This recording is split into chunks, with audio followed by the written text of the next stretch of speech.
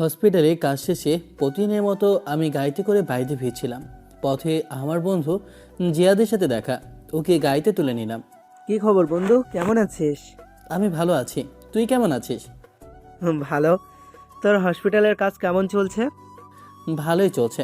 তোর কি খবর বল, কোনো গার্লফ্রেন্ড টার্লফ্রেন্ড হলো নাকি? না, আমাকে মনে হয় চিরকুমার থাকতেই হবে। একটা মেয়েও পটাতে পারছি না। আচ্ছা দোস্ত, তুই তো হসপিটালে কাজ করিস, প্রত্যেক দিন অনেক পেশেন্ট আসে। হ্যাঁ। তাদের মধ্যে একজন সুন্দরী পেশেন্টের নাম্বার আমাকে জোগাড় করে দিতে পারবি না প্লিজ? ছি, দূরে গিয়ে মর। তোর জন্য আমি আমার মান সম্মান খোয়াবো নাকি? আমি একজন ডক্টর, কোনো ঘটক নই। আমি না তোর ছোটবেলার একমাত্র ফ্রেন্ড, প্লিজ আমার জন্য এতটুকু কষ্ট কর। পারবো না। যতদিন না আমি প্রেম করছি ততদিন তোর প্রেম হবে না। যা, তোর সাথে আর কোনো কথা নেই। বলে অভিমান করে মুখটা অন্যদিকে ফেরালো। আমি আশিক খান, খানবাড়ির বড় ছেলে। আমার বাড়িতে মেন হিটলার হলো আমার দাদা। আমার আব্বু আম্মু ওই বাড়িতে থাকলেও বাড়ির সমস্ত কাজ চলে আমার দাদার কথায়। আমার পরিবারের দাদা, আব্বু, আম্মু ও একটি ছোট বোন আছে, নাম নেহা। সাথে চাচা চাচি আর চাচাতো ভাই থাকে। চাচাতো ভাইয়ের নাম রিয়াজ। খুব সুখের পরিবার আমাদের। শুধু সমস্যা হলো আমার দাদা, তার হিটলারিতে আমাদের বাড়ির প্রত্যেকটা ছেলেদের জীবন অতিষ্ঠ হয়ে উঠেছে। আমাদের জীবনে কি হবে না হবে সমস্ত কিছু সিদ্ধান্ত আমার দাদা নেয়। এমনকি আমি ওই পরিবারের বড় ছেলে। আমি এখন একজন ডাক্তার। আমার ইচ্ছের বিরুদ্ধে গিয়ে তারা অন্য একটা মেয়ের সাথে আমার বিয়ে ঠিক করেছে। শুধু আমার দাদা, আমার আব্বা আম্মুর কোনো মত নেই বিয়েতে। আমরা জানিও না বিয়েটা কার সাথে হচ্ছে, কিন্তু বিয়েটা হবে শুনেছি মেয়েটার নাম সাইমা। আমি আমার ছোটবেলার বন্ধু জিহাদকে ওই মেয়েটার ব্যাপারে সমস্ত খোঁজখবর নেওয়ার জন্য পাঠিয়েছিলাম। কিরে, তোকে না বললাম একটা মেয়ের ব্যাপারে খোঁজখবর আনতে? এনেছিস? হ্যাঁ এনেছি, এই যে ধর এইটা ছবি। জিহাদ আমার হাতে মেয়েটার ছবি দিল। মেয়েটা মোটামুটি দেখতে সুন্দর আছে। দোস্ত দেখ, মেয়েটা কিন্তু সুন্দর। হ্যাঁ সুন্দর। আর কি জেনেছিস সেই মেয়েটার ব্যাপারে? মেয়েটা একজন ডক্টর। মেয়েটার একটা ছোট বোন আছে, কিন্তু সমস্যা হলো মেয়েটা কিন্তু তোর কাছ থেকে বয়সে 5 বছরের বড়। কি? আরে ভাই, এভাবে চিল্লাস না, মানুষ ভাববে আমি তোকে কিডন্যাপ করে নিয়ে যাচ্ছি। তার মানে এই মেয়েটা আমার থেকে বয়সে বড়? তাহলে আমি মেয়েটাকে কিভাবে বিয়ে করব? মেয়েটাকে আমার দাদুই বা কিভাবে ঠিক করলো বিয়েটা? উফ, দুনিয়াতে কি আর কোনো মেয়ে ছিল না যে আমার থেকে বয়সে বড় মেয়েকে ঠিক করতে হলো? তোর হিটলার দাদু কিন্তু কোনোদিনও এই বিয়েটা ভাঙবে না। অতএব এই মেয়েটাকেই তোকে বিয়ে করতে হবে। অসম্ভব, এই বিয়েটা হবে না। দেখবো নি দাদুর সামনে কিভাবে মুখ খুলিস। দাদুর সামনে গেলেই তো ভেজা বেড়াল হয়ে যাস। দেখ দোস্ত, আমার মেজাজটা বিগড়ে আছে। যা এখন বেরো তুই, যা, তোর বাড়ি এসে গেছে। আমি গাড়ি থেকে জিহাদকে নামিয়ে দিলাম, দিয়ে আমি সোজা বাড়িতে এসে গেলাম। বাড়িতে এসে দেখি খাবার টেবিলে সবাই আমার জন্য অপেক্ষা করছে। আরে দাদু ভাই, এসে গেছো তুমি? বসো। এই তোমার ছেলেটা এসে গেছে। সারাদিন অনেক ধকল গেছি। যা তুই ফ্রেশ হয়ে এখনই ডিনারে বস। আমি তোর প্রিয় চিকেন করেছি আজকে। আচ্ছা ঠিক আছে, তোমরা 5 মিনিট অপেক্ষা করো, আমি আসি। তাড়াতাড়ি এসো। আমি রাগের মাথায় উপরে গিয়ে তাড়াতাড়ি ফ্রেশ হয়ে নিচে এসে খাবার টেবিলে বসলাম। আমি খাবার টেবিলে বসার সাথে সাথেই, তোমার দিনকাল কেমন যাচ্ছে বলো নাতি? ভালোই যাচ্ছে দাদু। শোনো, আমি তোমার বিয়ে ঠিক করেছি, আর বিয়েটা পরশুদিন হবে। আর বিয়েতে কিন্তু অবশ্যই তুমি হাসপাতাল থেকে ছুটি নিয়ে নেবে, বুঝলে? আমি পারবো না, আর এই বিয়েটাও আমি করব না। হ্যাঁ, আর বাবা, আপনি এইভাবে কেন ছেলেটার বিয়ে দিচ্ছেন? ওর তো পছন্দের কেউ থাকতে পারে। আর পছন্দের কেউ নেই, আর থাকলেও তার সাথে আর বিয়ে হবে না। ওর সাথে তারই বিয়ে হবে যাকে আমি ঠিক করব। হ্যাঁ, আর মেয়েকে আমরা দেখিনি, না জেনে শুনে আমি আমার ছেলেটার বিয়ে কিভাবে দিতে পারি বাবা? আমিও তো বিয়ের আগে বৌমাকে তোমার সাথে দেখা করতে দেইনি, তাই বলে কি তোমরা বিয়ের পরে সুখী হওনি? বাবা, তখন ওটা আগে জোর ছিল, কিন্তু এই যুগে তো বাচ্চা কাচ্চাদের আগেই। অনেক হয়ে গেছে। আমি আর এই বিয়ের ব্যাপারে কোনো মতামত শুনবো না। আমি যেটা ঠিক করেছি সেটাই হবে, বুঝলে?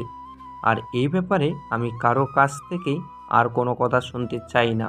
সবাই নিজ নিজ খাবার খাও, আর 3 দিন পরে বাড়িতে নতুন বউ আসবে। সত্যি কথা বলো না দাদু, যে তুমি যে মেয়ের সাথে আমার বিয়ে ঠিক করেছো সেই মেয়ে আমার থেকে বয়সে 5 বছরের বড়। কি? মেয়েটা তোর কাছ থেকে বয়সে বড়? তাহলে তোর বিয়েটা হতেই পারে না। হ্যাঁ অবশ্যই, বয়সে বড় মেয়ে এই ভাইয়ের জন্য কি হবে, বউ হতে পারে, বউ হতেই পারে না। আরে ভাইয়া, এই জেনারেশনের ছেলে হয়ে বড় বউয়ের সাথে থাকবে কিভাবে? সাথে থাকার কোনো প্রশ্ন ওঠে না, কারণ ওই বিয়েটা আমি করব না। ভাবি ভাইয়ের থেকে বয়সে বড়? এমা, তাহলে তো ভাবি দেখতে বুড়িদের মতো। নেহা, বড়দের কথার মাঝে কথা বলতে নেই। ওকে, চুপ করে কি হবে আম্মু? ও তো সত্যি কথাই বলেছে। আমি কিভাবে থাকবো আমার থেকে বয়সে বড় মেয়ের সাথে? আব্বু, তুমি তোমার সিদ্ধান্তটা আরেকবার ভেবে দেখো। আমি আর এই ব্যাপারে কোনো কথা শুনতে চাই না। বললাম তো, আমি এই সিদ্ধান্তটা অনেক ভেবে চিন্তেই নিয়েছি। আর বয়স নিয়ে তো কোনো কথাই হবে না, কারণ মেয়েটা দেখতে খুবই সুন্দর। মেয়েটা গৃহকর্মে নিপুণ, আর বয়সেতে কোনো বিষয় না। এখনকার দিনে মেয়েদের বয়স নিয়ে কোনো সমস্যা হয় না।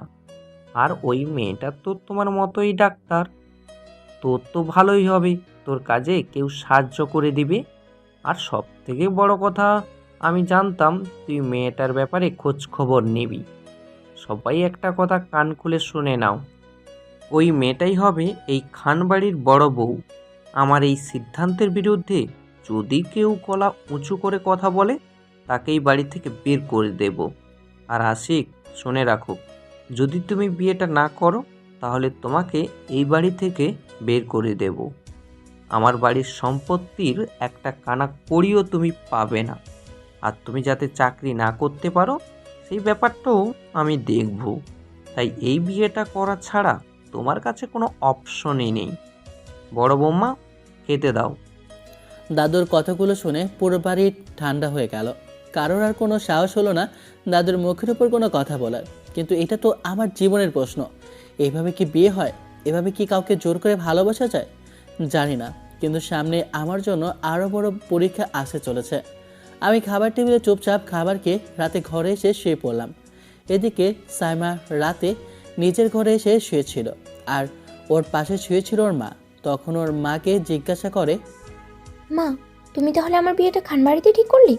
হ্যাঁ, তুই তো জানিসই তোর দাদুর ইচ্ছে ছিল তার বেস্ট ফ্রেন্ডের নাতির সাথে তোর বিয়ে দেওয়ার, কিন্তু তোর দাদু আজ বেঁচে নেই।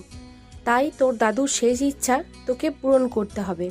সেই কারণেই আমি আর তোর বাবা মিলে সিদ্ধান্ত নিয়েছি তোকে ওই খানবাড়ির বউ বানাবো। আর ওই বাড়ির ও কারুর কোনো আপত্তি নেই এতে। কিন্তু মা, তুমি তো জানোই এই পরিবারকে সামলে দিতে গিয়ে আর বোরকে বড় করতে গিয়ে আমি আর কোনোদিন বিয়ে করিনি। তাই আমার বয়স বেড়ে গেছে, সমাজ আমাকে ভালো চোখে দেখে না। তারপরেও ওই বাড়ির বড় নাতি আমাকে বিয়ে করতে রাজি হয়েছে। হয়েছে রে, হয়েছে। ঠিক আছে, তুই এখন ঘুমিয়ে পড়। সকালবেলা নিশা আসবে তোকে ডাকতে। কালকে আমরা সবাই তোর বিয়ের শপিং করতে যাব, বুঝলি? ঘুমাও এখন। জানি না কি আছে আমার ভাগ্যে, আমার জীবনে। আমার অতীত যেন কোনোদিনও ওই পরিবারের সামনে না আসে। আমি যেন আমার এই জীবন নতুন করে বাঁচতে পারি, নতুন করে শুরু করতে পারি।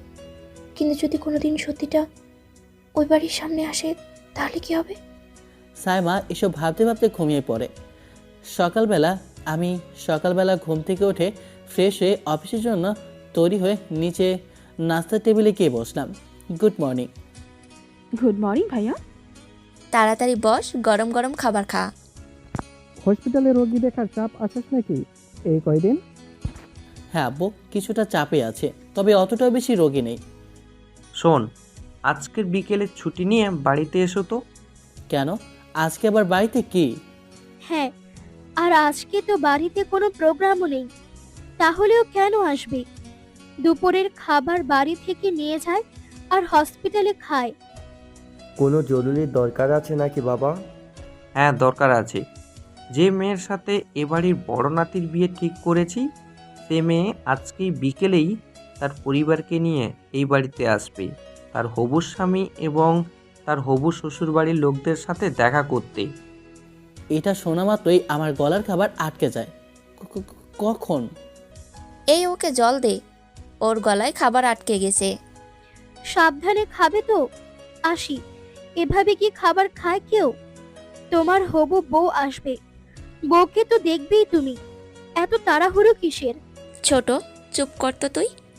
এক বিয়ে বিয়ে করে সবার মাথা খারাপ হয়ে গেছে, আমার ছেলেটা তো এখনোই বিপদ হয়ে যেত। বাবা, আপনি তো জানেনই আমার ছেলে বিয়েতে রাজি নয়, তারপরেও কেন ওই মেয়েকে আমাদের ঘাড়ে ঝুলাতে চাচ্ছেন? শোনো বড় বৌমা, আমার চুল আপনা আপনি পাকেনি, বুঝলে? আমার অভিজ্ঞতা থেকে আমি ওই মেয়েটাকে ঠিক করেছি তোমার ছেলের জন্য। আর এমনিতেও তোমার ছেলের ভবিষ্যৎ নিয়ে আমার যথেষ্ট সন্দেহ আছে। ওই মেয়েটা যে ওকে বিয়ে করতে রাজি হয়েছে, এটাই অনেক।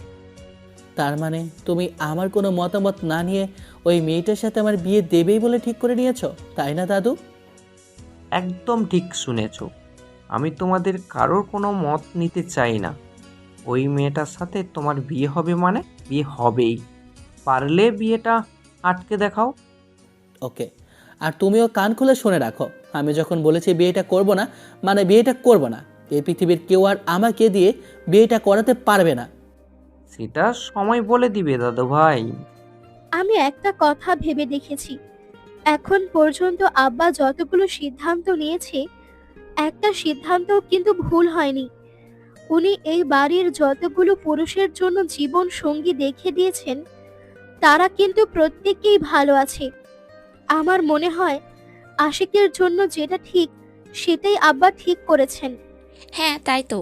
এই বাড়িতে আমার ছেলেটা এই বাড়ির সবার চোখের বিষ হয়ে গেছে, সেই কারণে সবাই একসাথে আমার ছেলের পিছনে লেগেছে। আমি আর একটা কথাও শুনতে চাই না। আশিক বিকেলে আজকে বাড়িতে আসবে মানে আসবে। আমি আসবো না বলে বাড়ি থেকে বের হয়ে চলে এলাম। আমার মাথায় এখন আগুন জ্বলছে। আমার ইচ্ছের বিরুদ্ধে থেকে দাদু এটা কীভাবে করতে পারে? আমি তাদের এই সিদ্ধান্ত মানি না। সকালবেলা দাদুর কারণে নাস্তাটা ঠিকভাবে করতে পারলাম না। এখন আমার খিদে লেগেছে।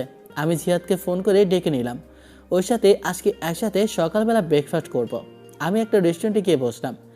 জিহাদের আসতে 10 মিনিট দেরি হবে দেখে আমি নিজে নাস্তাগুলো অর্ডার করলাম। অর্ডার করার জন্য কাউন্টারে দাঁড়িয়েছিলাম, ঠিক সেই সময় একটা মেয়ে আসে। মেয়েটা এসেই অদ্ভুতভাবে পারাপারি করা শুরু করে দেয়, যেন মনে হয় তার টেন ফেল হবে। আমি আগে আসা সত্ত্বেও লোকটা মেয়েটার অর্ডার নিতে চাচ্ছিল। সেই সময় আমি তাকে বাধা দিলাম। কি করছেন এটা ভাই? আমি এখানে আগে এসেছি, তাই আমার অর্ডারটা নিয়ে নিন। আমি পরে এসেছি বলে কি আমার অর্ডারটা নেওয়া যাবে না? আমার না অনেক খিদে পেয়েছে, আমার অনেক তাড়া আছে ভাইয়া, প্লিজ একটু। মেয়েটার কথা থামিয়ে আমি বললাম, দেখো বোন, আমারও তাড়া আছে। আমি একজন ডক্টর, আমি তাড়াতাড়ি না গেলে আমার পেশেন্ট আমার জন্য অপেক্ষা করবে, তাই অর্ডারটা আগে আমিই দিই। আর তুমি তো পরে এসেছো, 2 মিনিট দাঁড়ালে কিছু হবে না। আপু, এইদিকে আসো। মেয়েটা আবার দেখি ওর আপুকেও ডাকতো। মেয়েটার বোন চলে এলো, এসে বলল, কি হয়েছে মারিয়া? এখন ওই লোকটা আমার আগে অর্ডার নিতে চাচ্ছে। আপু, তুমি তো জানোই আমার কলেজে দেরি হয়ে যাবে। যদি আমি দেরি করি তাহলে এখন একটু বলো না আমার অর্ডারটা তাড়াতাড়ি নিতে। ভাই, আপনি দুজনেই অর্ডারটা নিয়ে নিন একসাথে। ভাই, আমার অর্ডারটা একটু প্লিজ তাড়াতাড়ি দিলে ভালো হয়। তাড়াহুড়ো করাটা অনেক মানুষের জীবনের ভুল একটা সিদ্ধান্ত হয়ে থাকে। একটু অপেক্ষা করে, একটু এনজয় করে সকালে নাস্তা করুন, দেখবেন মাথা সারাটা দিন ঠান্ডা থাকবে। শুধু তাই নয়, আপনার জীবনে নেওয়া প্রত্যেকটা ভুল সিদ্ধান্ত ভালো হয়ে যাবে। বলেই মেয়েটা চলে গেল। আমি শুধু মেয়েটার দিকে তাকিয়ে আছি। কি সুন্দর মেয়েটা বলে গেল। আচ্ছা, সত্যি কি তা হয়? এনজয় করে নাস্তা খেলে কি মাথা সারাদিন ঠান্ডা থাকবে? আজকে ট্রাই করে দেখি। এদিকে এতক্ষণে জিহাদ চলে এসেছে। কি রে, কি হয়েছে রে? ফোনে এমনভাবে বললি যেন তোর মাথায় কেউ আগুন লাগিয়ে দিয়েছে। কি হয়েছে বল।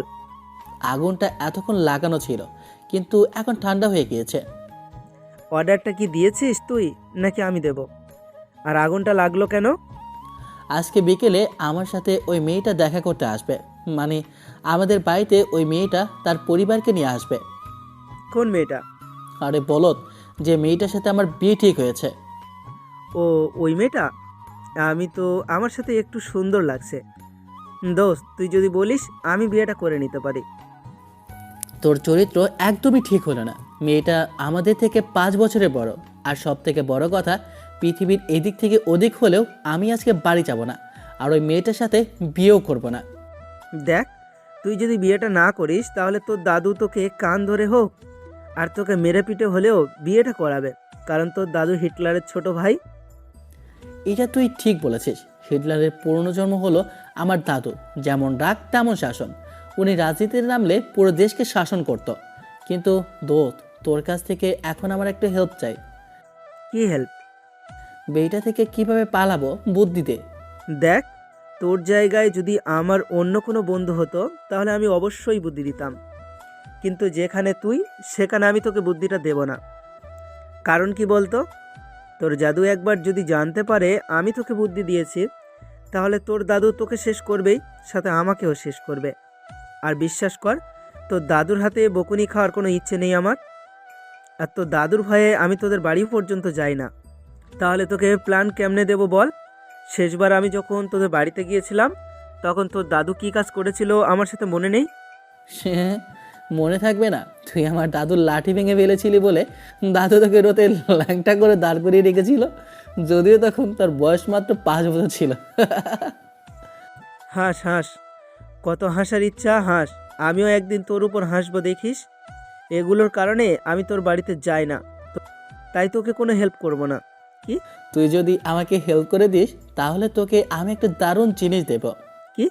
সিনেমার নায়িকাদের থেকেও সুন্দরী, পৃথিবীর সবচেয়ে সুন্দরী। সিনেমা স্টাইলে হাত নাড়িয়ে নাড়িয়ে বললাম। তারপর?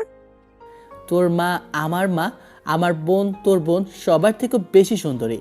সিল্ক ফিগারে, গৃহকর্মে নিপুণা, তোকে খুশি করবে। তারপর?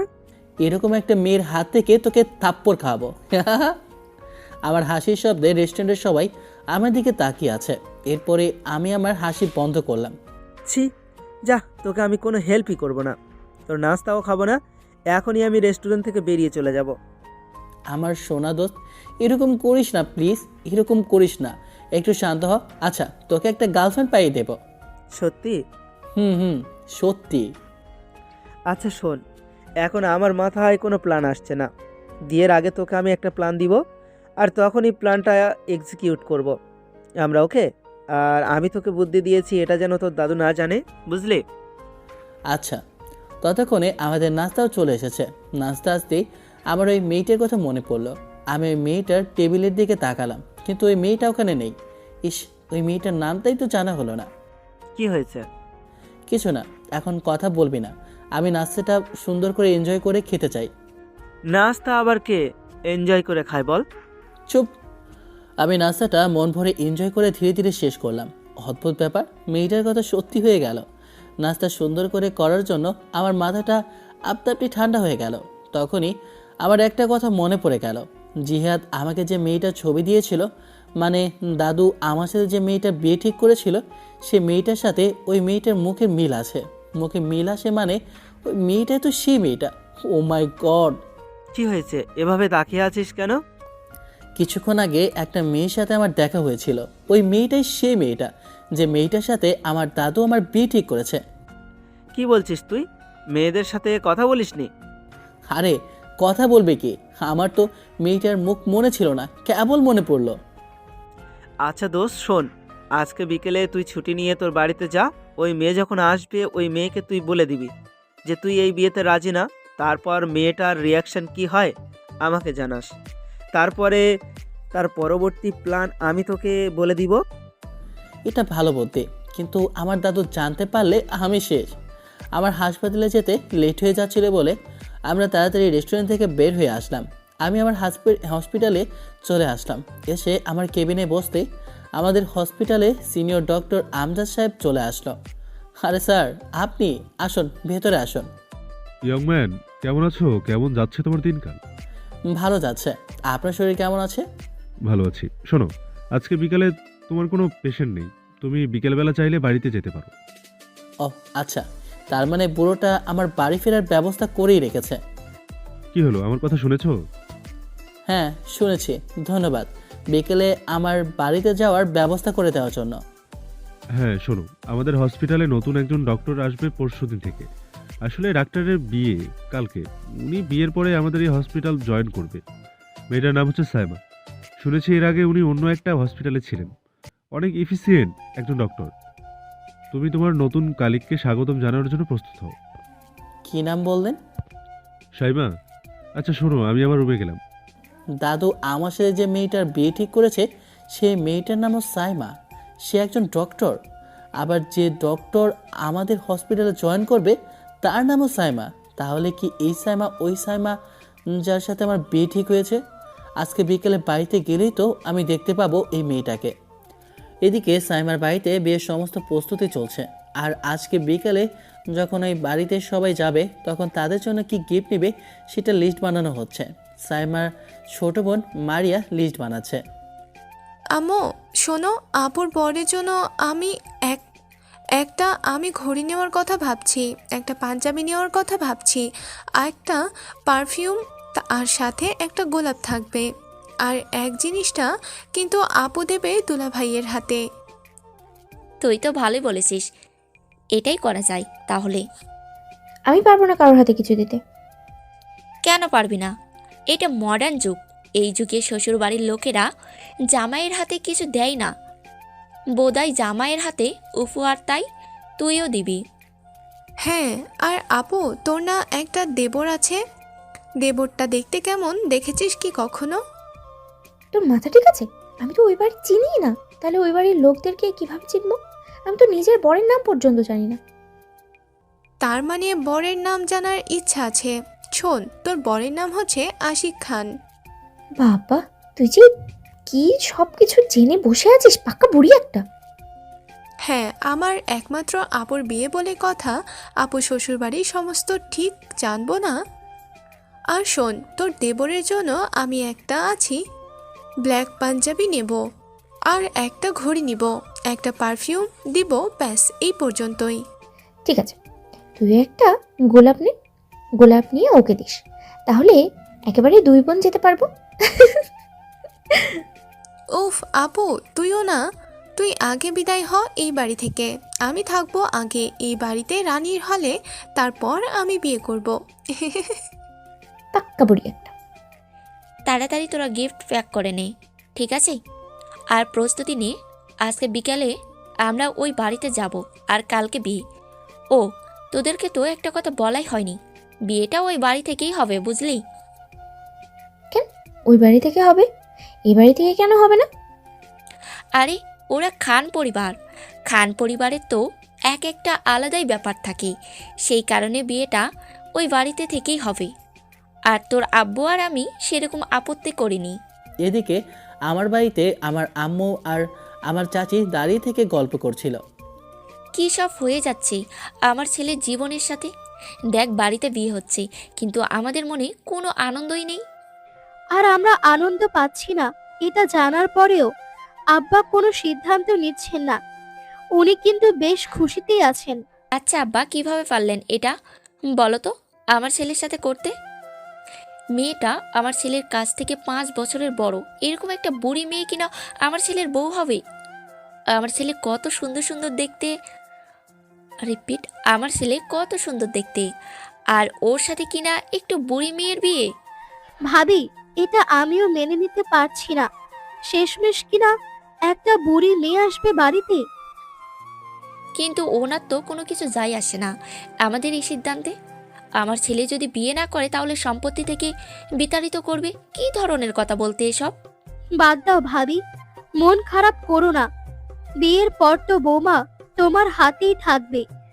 আমরা ওকে অনেক জ্বালাবো, যাতে ও নিজেই আমাদের ছেলেকে ছেড়ে চলে যায়। ভালো বুদ্ধি দিয়েছিস, খালি বিয়েটা হতে দে ওই মেয়েকে, আমি আমার ছেলের ঘাট থেকে নামাবই। এদিকে বিকেল হয়ে এলো। আমি অফিস থেকে আমার বাড়িতে চলে এলাম। এসে দেখি পুরো ড্রয়িং রুম ভর্তি মানুষ। তাদের কাউকে আমি চিনি না, হয়তো ওই মেয়ের পরিবারের কেউ হবে। আমাকে দেখে দাদু বলল, আশিক, এইদিকে আসো। ওই যে এটা তোমার শাশুড়ি আম্মা, আর এটা তোমার শ্বশুর আব্বা, বুঝলে? আরে এই যে এটা হচ্ছে তোমার হবু বউ সাইমা, আর এটা হচ্ছে ওর বোন মারিয়া। হ্যালো দুলা ভাই। হ্যালো, বিয়ে না হতেই দোলাবাই বানিয়ে দিয়েছে। আরে দুলা ভাই, আপনার সাথে আমার সকালবেলা দেখা হলো না রেস্টুরেন্টে অর্ডার দেওয়ার সময়? হ্যাঁ, তাই তো, তুমি সেই মেয়ে। আরে কি করছিস, চুপ কর। আরে বাহ, তোমরা দেখি আগে থেকে অপরকে চেনো। ভালোই হলো, সালিয়ার দুলাভাইয়ের আগেই পরিচিত হয়ে গেছে। হ্যাঁ, বেশ ভালো। তাহলে আমাদের বিয়ের আয়োজন এভাবে এগিয়ে যাক। আগামীকাল বিয়ে। আমি সেখান থেকে ঘরে চলে এলাম ফ্রেশ হওয়ার জন্য, নিচে ড্রয়িং রুমে। যা, এই উপহারগুলো গিয়ে জামাইকে দিয়াই। পারবো না।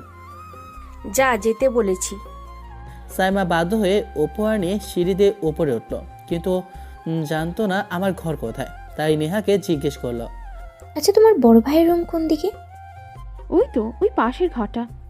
আচ্ছা, ঠিক আছে। আমি ওয়াশরুম থেকে ফ্রেশ হয়ে ড্রেসিং টেবিলের সামনে চুল আশ্রে দিয়েছিলাম, সেই সময় কেউ একজন আমার ঘরের দরজায় কড়া নাড়ল। আসবো? আসুন। কেমন আছেন আপনি? ভালো আছি, আপনি কেমন আছেন?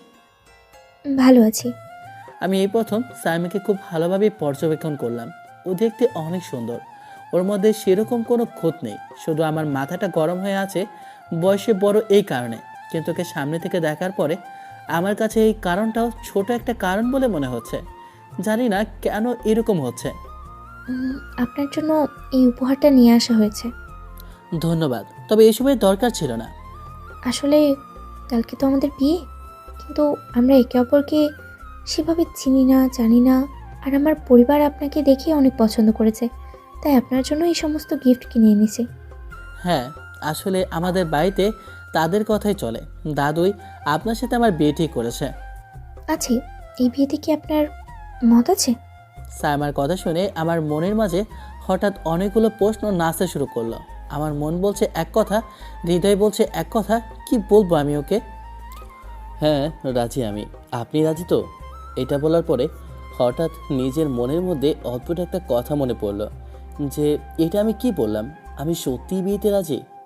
হ্যাঁ, রাজি। তাহলে তো আর বিয়ে করতে সমস্যা থাকলো না। আমি কি ওনাকে আমার অতীতের ব্যাপারে বলে দেবো নাকি বলবো না? এখন কি বলার উচিত হবে? বলে যদি বিয়ে ভেঙে যায় তাহলে তো বাবা মা অনেক কষ্ট পাবে। কিছু বলবেন? না, আর কিছু বলেনি। আমি নিচে যাচ্ছি। আচ্ছা ঠিক আছে। এদিকে মারিয়া ওর আপুর দেবরের জন্য নিয়ে আসা গিফট নিয়ে ওর দেবরের ঘর খুঁজতে বের হয়েছে। ঘর পেয়েও যায় আর ভেতরে ঢুকে পড়ে। হ্যালো বিআই সাহেব। হ্যালো, আপনি কে?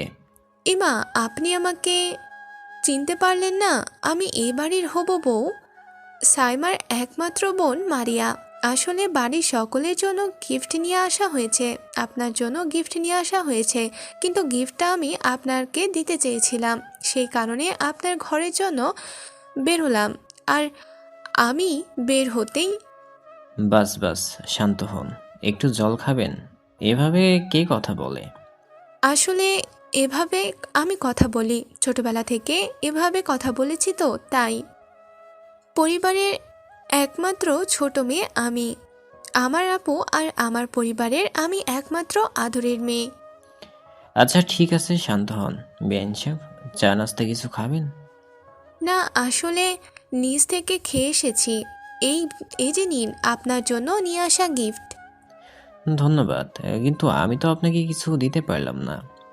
সেটা ব্যাপার না, ভবিষ্যতে তো আমাদের মধ্যে সম্পর্ক তৈরি হবে, তখন না হয় দেবেন। সম্পর্ক মানে? এ বাবা, আপনি এটাও বুঝলেন না? সম্পর্ক মানে দেখুন, আপনার বাড়ির ছেলে আমার বাড়ির মেয়ে, মানে আমার আপুর আর আপনার ভাইয়া যদি বিয়ে করে তাহলে তো তারা দুজন স্বামী স্ত্রী হবে, তাদের ভাই বোন মানে আমরা দুজন বিআই আর বিয়ান সাহেব হব। হ্যাঁ বুঝেছি। রিয়াজ টেবিল থেকে এক গ্লাস পানি মারিয়ার হাতে দেয়। নিন, জলটা খেয়ে নিন। আপনার গলা নিশ্চয়ই শুকিয়ে গেছে এত কথা বলে। হ্যাঁ ধন্যবাদ। মারিয়া পানি খাওয়ার সময় একটু পানি মাটিতে ফেলে। এরপরে যখন মারিয়া রিয়াজকে বিদায় দিয়ে চলে যাওয়ার জন্য ঘর থেকে বের হতে যাবে, সেই সময় ওর ফেলে দেওয়া পানির ওপর পা পড়ে, পিছলে পড়ে যেতে লাগে। সেই সময় রিয়াজ ওকে ধরে ফেলে। রিয়াজ ওর কোমরে হাত দিয়ে ওকে ধরে ফেলে। সেই সময় ওরা একে অপরের দিকে তাকিয়ে আছে।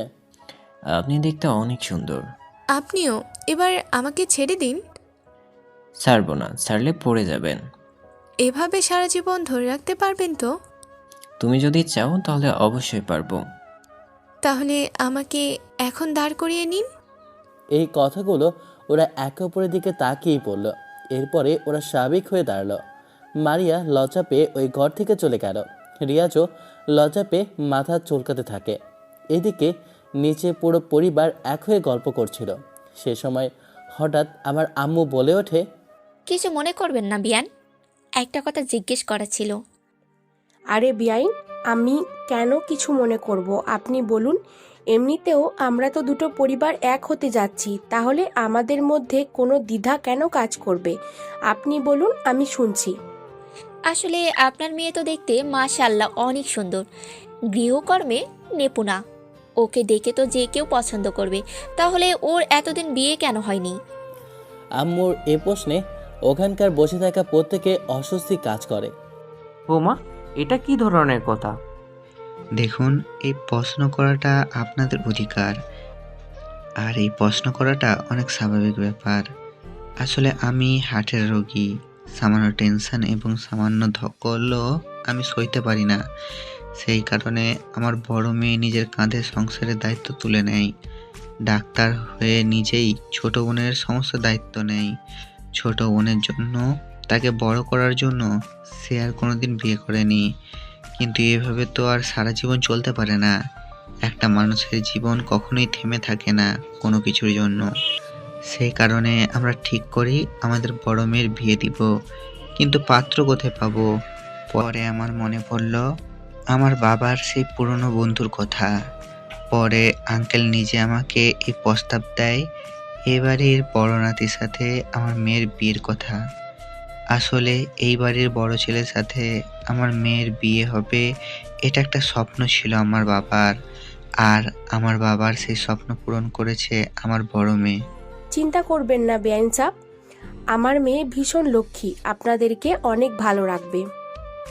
হ্যাঁ, আর এই যুগে মেয়েদের বয়স কখনো হিসেব করা হয় না বিয়ের ক্ষেত্রে। তাই এই মেয়েকে আমি আমার নাতির জন্য সিলেক্ট করেছি। বুঝলে ভাবি, এই মেয়েকে তোমার তাড়াতে অনেক টাইম লাগবে। যতই সময় লাগুক না কেন, এই মেয়েকে আমি আমার ছেলের জীবন থেকে সরাবই। আমি সেই সময় রেডি হয়ে নিচে গেলাম। আমি যাওয়ার সাথে সাথেই দাদু বলল, ওই তো আমার নাতি এসে গেছে। তাহলে এই নেহা, আংটিটা বের করতো, আজকে এঙ্গেজমেন্টটা করে ফেলি এদের। কি কি বলছেন এইসব আব্বা? দাদুর এই কথা শুনে আমাদের পুরো বাড়ি একেবারে স্তব্ধ হয়ে গেল। কারণ আমরা কেউ জানি না আজকে আমাদের এঙ্গেজমেন্ট হবে। দাদু এই কথাটা আমাদেরকে আগে বলেনি। দাদু, এসব কি বলছো? এঙ্গেজমেন্ট কিভাবে হবে? এসব তো তুমি আমাদেরকে আগে বলনি। হ্যাঁ, সব কিছুর মধ্যে একটা প্রস্তুতির ব্যাপার আছে না? এঙ্গেজমেন্ট যে হবে না, আংটিও তো কেনা হয়নি। বাবা, সব কিছুতে একটা তাড়াহুড়া হয়ে যাচ্ছে না?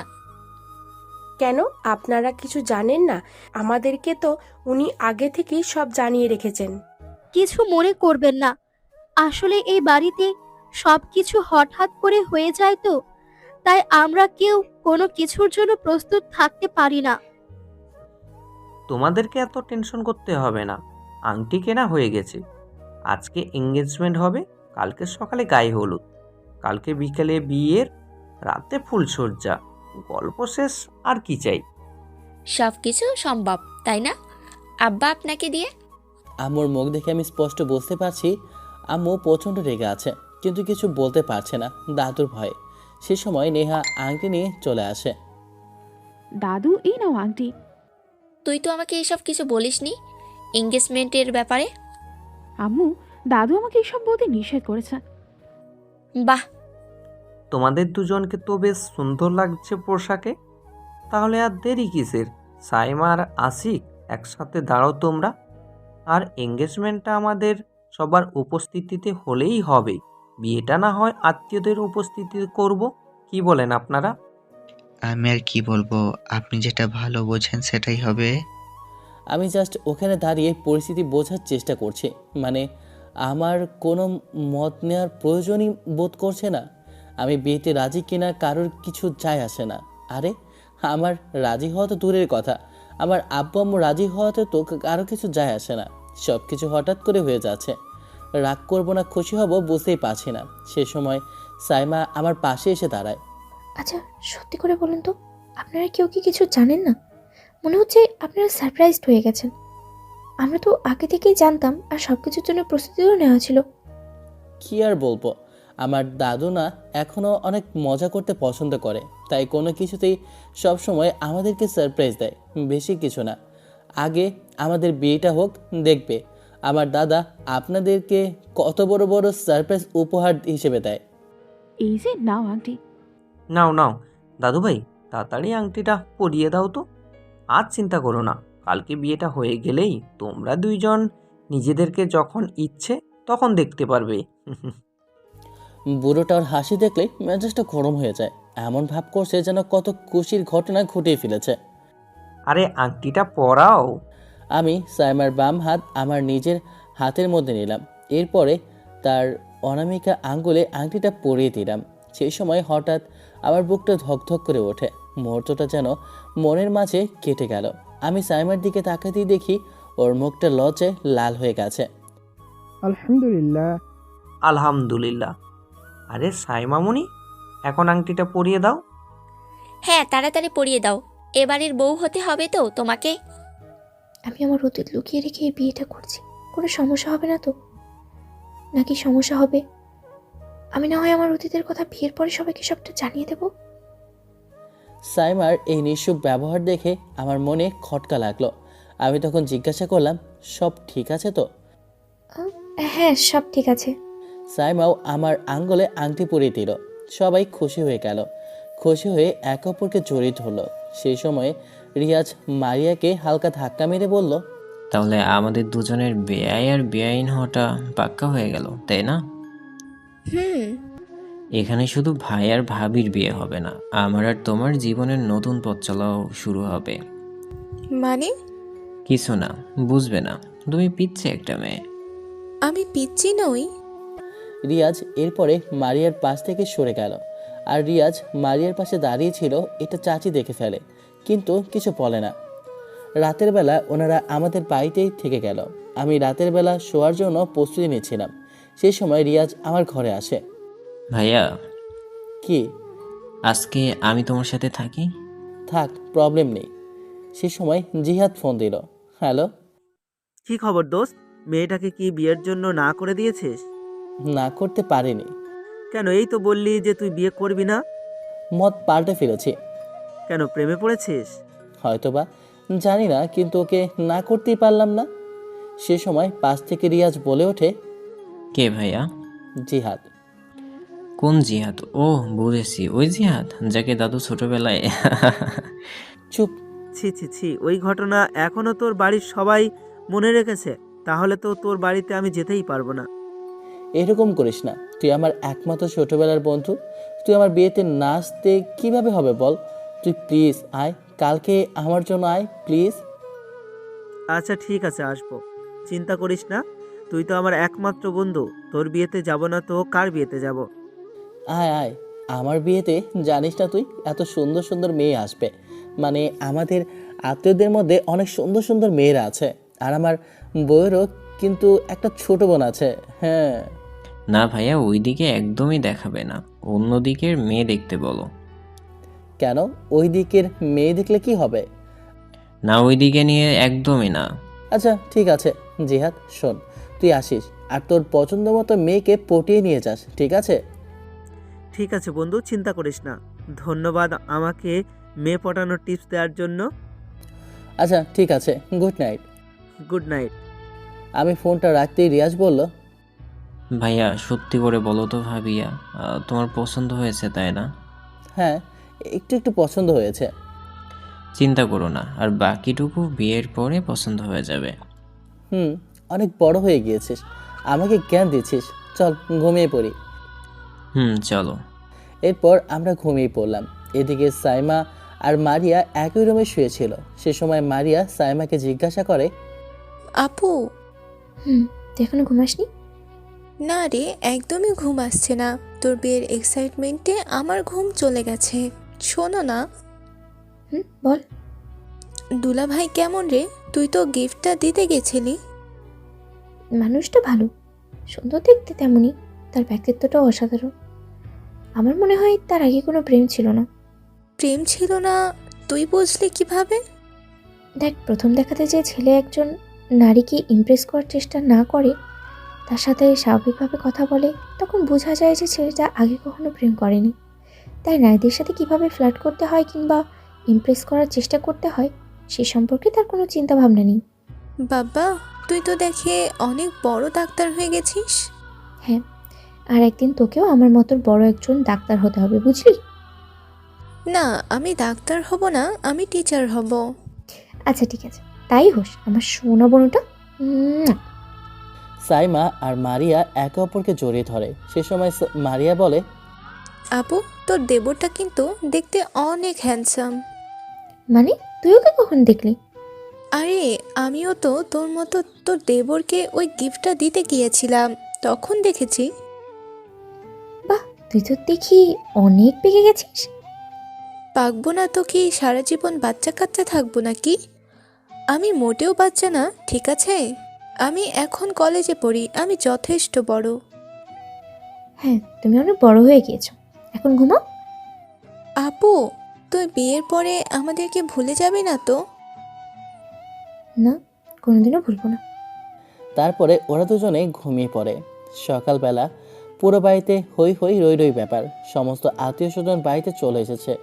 খানবাড়িতে আজকে বিশাল বড় আয়োজন হয়েছে, কারণ খানবাড়ির বড় নাতি আশিক খানের বিয়ে। পার্লার থেকে লোকজন চলে এসেছে। কিছুক্ষণের মধ্যে গায়ে হলুদের অনুষ্ঠান শুরু হবে। সাইমাকে পার্লারের লোকেরা সাজাচ্ছিল।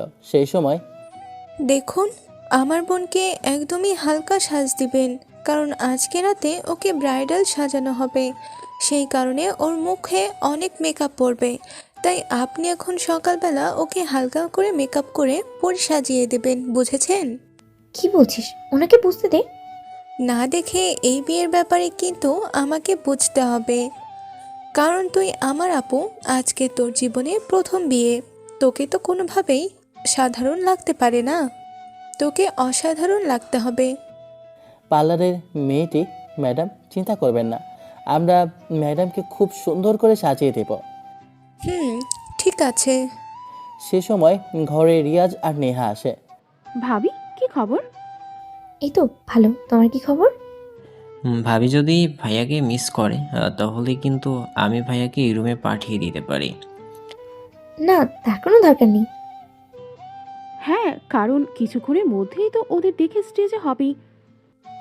হ্যাঁ, বেআইন সাহেব, আপনাকেও কিন্তু অনেক সুন্দর লাগছে। ধন্যবাদ। মারিয়া হঠাৎ খেয়াল করলো রিয়াজ ওদের বাড়ি থেকে দেওয়া গিফটটাই পড়েছে। আর আজকে অদ্ভুতভাবে মারিয়া আর রিয়াজের ড্রেসের কালার একেবারে সেম হয়ে গিয়েছে। এটা ভেবে মারিয়া অনেক খুশি হয়ে যায়। আছে ভাবি, তুমি রেডি হও, আমি আসছি। নেহা সিঁড়ি দিয়ে নিচে নামছিল ফোন চালাতে চালাতে, সেই কারণে সে সামনের দিকে তাকাচ্ছিল না।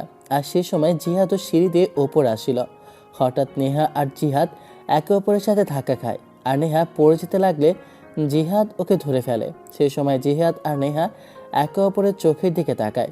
নেহা আর জিহাদ মুহূর্তের মধ্যে ঠিক হয়ে দাঁড়ায়। দেখে শুনে হাঁটতে পারো না?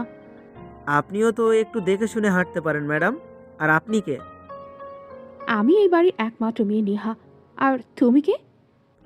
আমি আশিকের একমাত্র ছোটবেলার বন্ধু জিহাদ। ও আচ্ছা, তুমি তার মানে সেই জিহাদ না, যে জিহাদকে দাদু ছোটবেলায়। জিহাদ লজ্জা পেয়ে উপরে উঠে চলে যায়। কিছুক্ষণের মধ্যেই স্টেজে আমাকে আর সাইমাকে পাশাপাশি বসানো হলো। আমি শুধু সাইমার দিকে আর চোখে তাকাচ্ছি, কারণ আজকে ওকে অনেক সুন্দর লাগছে। দাদু বলেছিল ও আমার থেকে 5 বছরের বড়, কিন্তু আজকে ওকে একটা ছোট বাচ্চার মতো লাগছে আমার কাছে। অনেক সুন্দর লাগছে দেখতে। ধন্যবাদ, আপনাকেও সুন্দর লাগছে। এরপর সবাই একে একে আমাদের গায়ে হলুদ লাগিয়ে দিল। এরপর ধীরে ধীরে নাচ গান শুরু হয়। আমাকে আর সাইমাকে একসাথে একটা কাপড় ডান্স করতে হয়। কাপড় ডান্সের সময় আমরা অনেক কাছাকাছি চলে আসি, আর আমরা একে অপরের দিকে তাকিয়ে থাকি। বিকেলবেলা কিছুক্ষণের মধ্যে আমরা স্টেজে যাব। সেই কারণে আমি আমার ঘরে তৈরি হচ্ছিলাম। সেই সময় আমার ঘরে দাদু আসে। কি খবর নাতি? এই তো ভালো। আমার ঠিক করে দেওয়া মেয়ে কি পছন্দ হয়েছে? পছন্দ যদি নাও হয় তাহলে কি তুমি বিয়েটা থামাবে? বিয়েটা তো দিয়েই ছাড়বে। এটা তুমি ঠিক বলেছ, কিন্তু তুমি তো নিজের ক্ষমতা জানো। আমি তোমাকে খুব ভালো মতোই জানি। তুমি যদি বিয়েতে রাজি না হতে, তাহলে তুমি এতক্ষণে পালিয়ে যেতে। না হলে বিয়ে ভাঙার জন্য কোনো না কোনো প্ল্যান করতে। যখন তুমি এটা করনি, তাহলে বুঝতে হবে তুমি এই বিয়েতে রাজি। আমি অবাক হয়ে তাকিয়ে আছি দাদুর দিকে। দাদু আমাকে এত ভালো বোঝে। এটা তুমি ঠিক বলেছ। প্রথম যখন তুমি আমার বিয়ে ঠিক করেছিলে তখন আমি রেগেছিলাম, কিন্তু পরে যখন আমি সাইমাকে দেখলাম তখন আমার সমস্ত রাগ গলে পানি হয়ে গেল। হয়তো আমি ওকে ভালোবেসে ফেলেছি। তুমি চিন্তা করো না, সাইমা অনেক ভালো মেয়ে, তোমাকে অনেক ভালো রাখবে। দাদু আমাকে জড়িয়ে ধরলো আর আমিও দাদুকে জড়িয়ে ধরলাম। সে সময় ঘরে প্রবেশ করে জিহাদ। দাদু নাতির স্পেশাল মুহূর্তে আমি চলে এলাম নাকি? এটাকে? এটা আমার ছোটবেলার বন্ধু জিহাদ। আচ্ছা, নামটা শোনা শোনা লাগছে। আচ্ছা, এইটা ওই জিহাদ না, যাকে ছোটবেলায় আমি হ্যাঁ দাদু, আপনি ঠিকই ধরেছেন। আর বাকি কাহিনী বলার দরকার নেই, সবাই সবটা জানে। আচ্ছা শোনো, আজ যেন কোনো দুষ্টুমি করবে না, ঠিক আছে? না হলে কিন্তু এবার আবার আমি তোমাকে শাস্তি দেব। আমি যে ওনার নাতনিকে পছন্দ করেছি এটা জানতে পারলে তো আমাকে একেবারে পুঁতেই ফেলে দেবে। কি হলো? আশিক, নিচে চল। হ্যাঁ চল। আমি আর সাইমা বউ আর বর সেজে স্টেজে বসে আছে। ইমাম সাহেব চলে এসেছে আমাদের বিয়ে পড়াতে। হঠাৎ মারিয়া আর নেহা একটা আয়না এনে আমার সামনে রাখে। দুলাভাই, এই আয়না থেকে পর্দা আমি সরাবো, আর এই আয়নার ভিতরে কি দেখা যায় সেটা আপনি বলবেন, ঠিক আছে? ঠিক আছে। মারিয়া আয়নার উপর থেকে পর্দা সরায়। তখন আমি সাইমাকে দেখতে পাই। বসা যে তাকে অপূর্ব লাগছে। বলো তো দুলাভাই, কি দেখা যায়? ভালো করে প্রশংসা করবে, ঠিক আছে? মাশাআল্লাহ, আকাশের চাঁদ দেখা যায়। আমার কথা শুনে সবাই হাততালি দিল। সেই সময় মারিয়ার পাশে এসে রিয়াজ দাঁড়ায় আর তার কানে ফিসফিস করে বলে, ইস, আমিও যে কবে এইভাবে আকাশে চাঁদ দেখতে পাবো আয়নার ভিতর। চাঁদকে তো এত সহজে পাওয়া যায় না, একটু স্ট্রাগল করতে হয়। রাজি আছি স্ট্রাগল করতে, যদি চাঁদ রাজি থাকে। চাঁদ তো অনেক আগে থেকেই রাজি। ওয়াও, চাঁদের উত্তর এত সুন্দর হবে ভাবিনি। ইমাম সাহেব বিয়ে পড়ানো শুরু করে দেয়। ইসলাম শরীয়ত মতে আপনি কি আশিক খানকে নিজের স্বামী হিসেবে স্বীকার করেছেন? রাজি থাকলে 3 বার কবুল বলুন। কবুল, কবুল, কবুল। আলহামদুলিল্লাহ। ইসলাম শরীয়ত মতে আপনি কি সুমাইয়া আক্তারকে নিজের স্ত্রী হিসেবে স্বীকার করেছেন? রাজি থাকলে 3 বার কবুল বলুন। আলহামদুলিল্লাহ। সবাই খুশি হয়ে একে অপরকে জড়িয়ে ধরে মিষ্টি মুখ করায়। সে সময় একটা মিষ্টি নেহা জিয়াদকে খাইয়ে দেয়। এ বাবা, তুমি আমাকে মিষ্টি খাওয়ালে কেন? তাও ভালো, মিষ্টি খাইয়েছি, দাদুর মতো শাস্তি দেয়নি। বলেই চলে গেল। কি আজব, এবাড়ির প্রত্যেকটি মানুষ দেখি ওই ঘটনার জন্যই আমাকে মনে রেখেছে। সাইমার মা বাবা এই বাড়িতে থেকে ওই বাড়িতে চলে যাবে, তাই সাইমা কান্না করছিল ওদের জন্য। মারিয়া অনেক কান্না করছিল। আর সেই সময় রিয়াজ মারিয়াকে বলে, আপনাকে কান্না করতে দেখে মোটেও ভালো লাগছে না, আপনার সুন্দর চেহারাটা নষ্ট হয়ে যাবে। আমার আপুর খেয়াল রাখবেন তো আপনারা? হ্যাঁ, খেয়াল রাখবো, চিন্তা করবেন না। আচ্ছা, ভালো থাকবেন। আপনিও। সাইমার বাড়ির সবাই চলে যায়। সাইমাকে আমার ঘরে নিয়ে যাওয়া হয়, যে ঘরে বাসর ঘর সাজানো হয়েছে। তারপর ধীরে ধীরে সব আত্মীয় এসে নতুন বউকে দেখছে। নতুন বউকে দোয়া করে চলে যাচ্ছে। রাতের বেলা সাইমা সুন্দর করে ফুলসজ্জার খাটের উপরে বসে আছে। দরজা লাগিয়ে দিলাম, ওর পাশে গিয়ে বসলাম। সাইমা, আপনার কোনো অসুবিধা হচ্ছে না তো এই বাড়িতে? না। আচ্ছা, আমাদের সম্পর্কটা কি আপনি থেকে তুমিতে যেতে পারে না? অবশ্যই। আমি আপনার জন্য একটা গিফট এনেছি। এরপর আমি আমার পকেট থেকে একটা পায়েল বের করলাম। এরপর সাইমার পা আমার হাঁটুর উপরে নিলাম। কি করছো? পায়ে হাত কেন দিচ্ছ? আমার আনা উপহার তোমাকে আমি পরিয়ে দিচ্ছি। এরপর সাইমার পায়ে আমি পায়েলটা পরিয়ে দিলাম। ধন্যবাদ, আপনার পছন্দ অনেক সুন্দর। হ্যাঁ আমি জানি আমার পছন্দ সুন্দর, কিন্তু আমার সব বাড়িতে সব থেকে বেশি কার পছন্দ সুন্দর জানো? আমার দাদুর। তাই তো খোঁজে খোঁজে এরকম একটা চাঁদ দিয়েছে আমার কাছে। এরপর আমি সাইমার হাত ধরলাম, ওকে জড়িয়ে ধরতে যাব, সে সময় সাইমা বলল, আসলে এইভাবে হঠাৎ করে আমাদের বিয়ে হয়ে গেছে, আর বিয়ের আগে তো আমরা একে অপরকে চিনতামও না। তাই মানে আমাদের আগে নিজেদের মধ্যে মনের মিল হোক, তারপর না হয় আমাদের শারীরিক সম্পর্ক হোক। হ্যাঁ ভালো কথা, এটা অবশ্য ঠিক বলেছ। আগে আমাদের মনের মিল হোক, আমি আগে তোমার মনটা জিতে নেই, তারপরে না হয় আমাদের মধ্যে সব কিছু হবে। হ্যাঁ, আমিও সেটাই বলছিলাম। তাহলে আমি ঘুমিয়ে পড়ি। আচ্ছা ঠিক আছে। সাইমা ওপাশ ফিরে শুয়ে পড়লো, আমিও শুয়ে পড়লাম। না, আমি পারছি না। কেন আমি জীবনে মুভ অন করতে পারছি না? বাবা মা আমাকে বিয়ে দিয়েছে, এত ভালো পরিবার, এত ভালো ছেলে, তাও আমি পারছি না। আমার অতীত আমাকে বারবার আটকে ধরছে। আমার সময় দরকার এই সম্পর্কে মুভ অন করতে। আচ্ছা, আমি কি আশিককে সব বলে দেবো আমার অতীতের ব্যাপারে? তারপর যদি ও আমাকে না মেনে নেয়? সকালবেলা আমার মুখে পানির ছিটা পড়তেই আমার ঘুম ভেঙে গেল। ঘুম ঘুম ঘুম চোখে আমি চোখ খুলে দেখি আমার সামনে সাইমা ভেজা চুলে দাঁড়িয়ে আছে।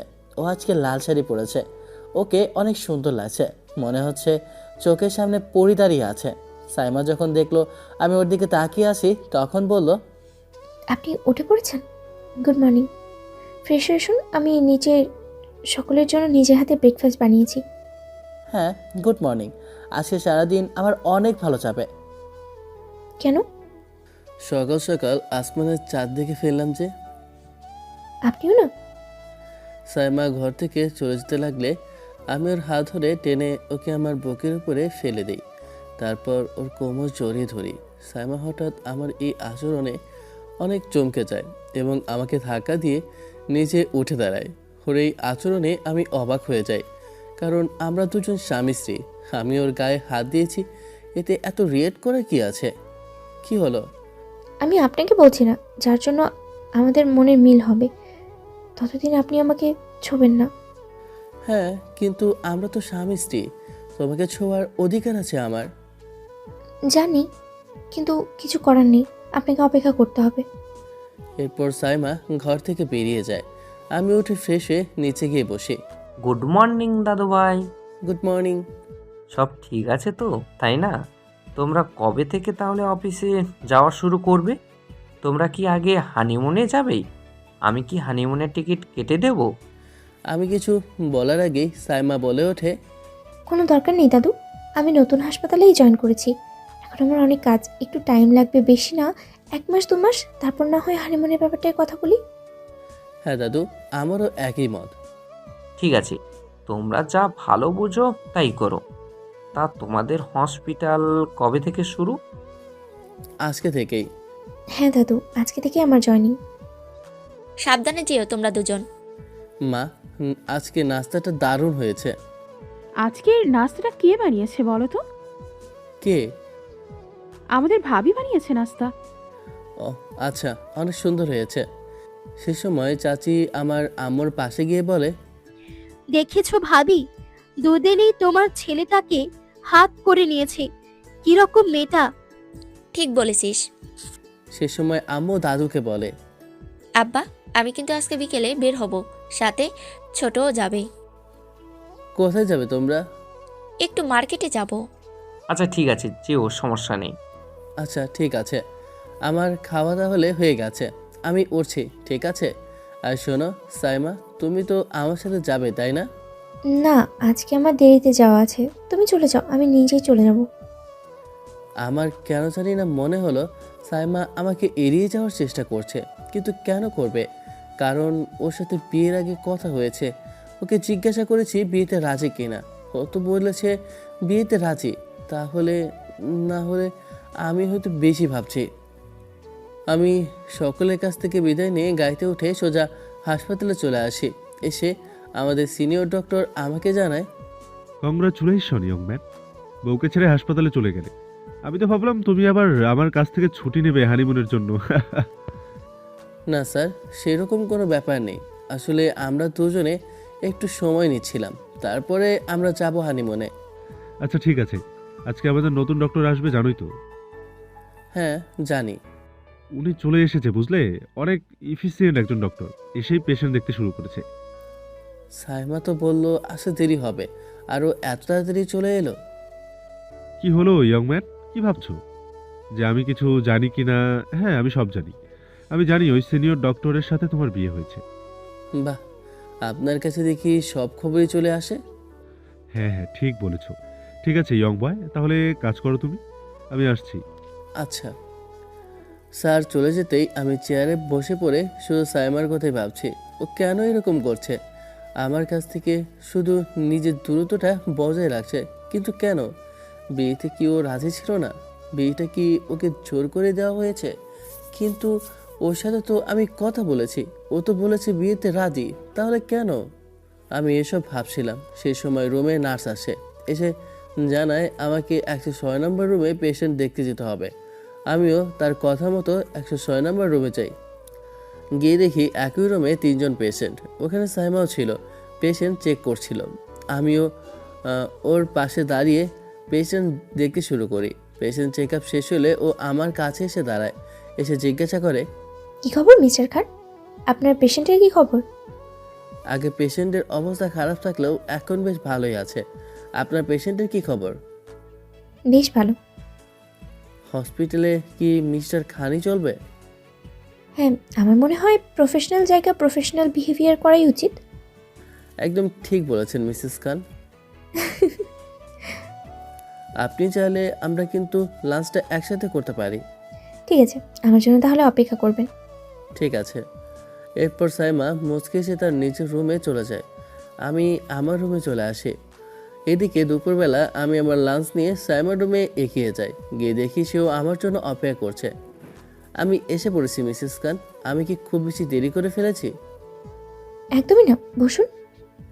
Thank you. এরপর নিজের লাঞ্চ বের করলো, আমিও আমার লাঞ্চ বের করলাম, দুজনে খেতেই যাব। সে সময় রুমে নার্স আসলো। সরি ফর ডিস্টার্বিং ম্যাম, আপনার সাথে দেখা করার জন্য একজন লোক এসেছে। আমি কিছু বলেছে নাকি? রাশেদ নাম বলেছে ম্যাম। রাশেদ নাম শুনে সাইমা অনেক চমকে যায়। আপনি অপেক্ষা করতে বলুন, আমি আসছি। আচ্ছা ম্যাম। রাশেদ কে সাইমা? আমার পুরনো ফ্রেন্ড, বিয়েতে আসতে পারেনি বলে হয়তো হাসপাতালে আমার সাথে দেখা করতে চলে এসেছে। ও আচ্ছা, তাহলে আমিও চাই। না। কি হলো?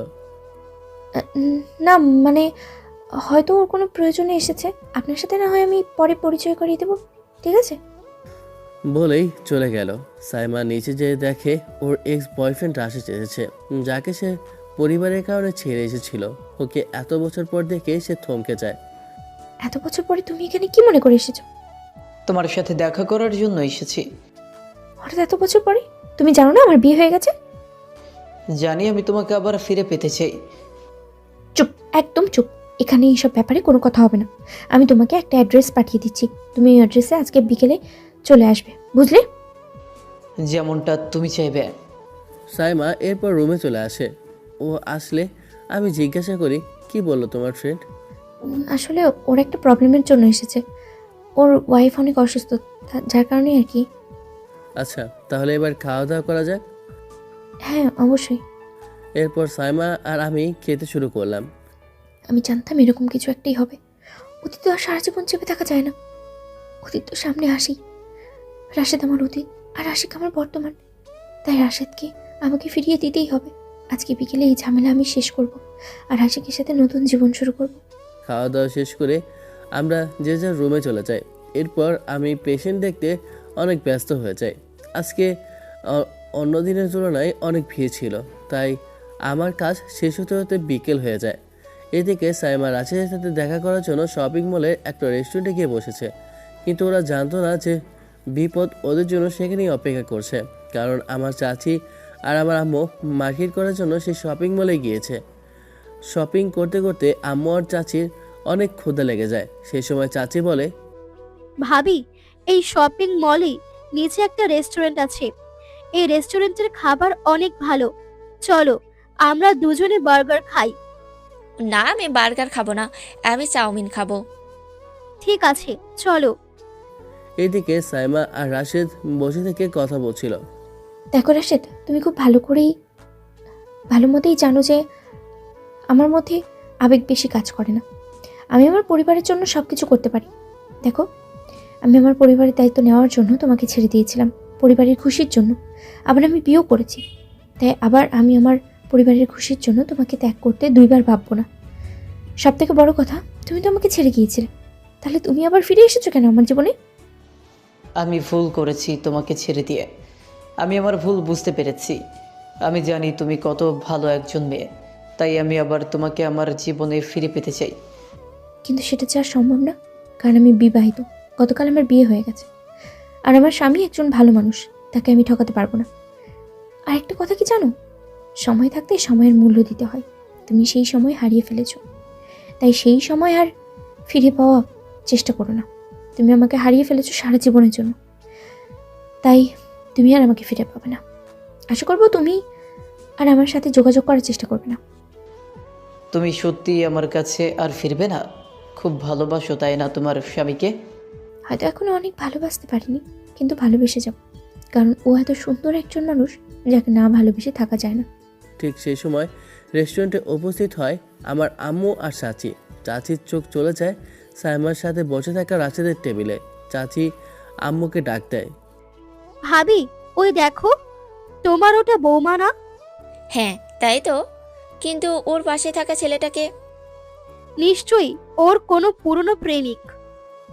আরে বাহ, ওকে তো আমার ছেলের জীবন থেকে সরানোর একটা চাবিকাঠি পেয়েই গেছি। এই তাড়াতাড়ি ফোন বের করে ভিডিও কর। হ্যাঁ, করছি। আজকেই তাহলে এই মেয়েটাকে আমার ছেলের জীবন থেকে আমি সরিয়ে ফেলবো।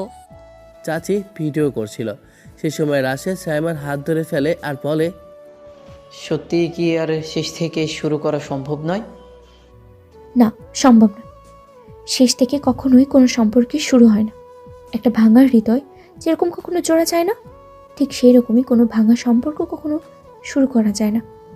আর সব থেকে বড় কথা, আমি আমার জীবনটা নতুন করে শুরু করে ফেলেছি, তাই আর পিছনে ফিরে তাকানোর কোনো সুযোগই নেই।